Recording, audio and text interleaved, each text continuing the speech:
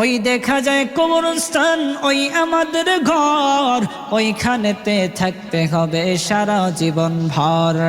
ও কবর তুই চাস কি, টাকা পয়সা নেস কি, সুদ ঘুষ খাস কি? কবর বলে না, টাকা পয়সা নেই না, সুদ ঘুষ খাই না, মুমিন বান্দা পাই না। একজন যদি পাই এমনি জান্নাতের বাগান হয়ে যায়। এই জন্য আল্লাহর নবী মুহাম্মদুর রাসূলুল্লাহ সাল্লাল্লাহু আলাইহি ওয়াসাল্লাম বলেন, ইন্নামাল কবরু রাউযাতুম মিন রিয়াদিল জান্নাহ আও হুফরাতুম মিন হুফারিন নার।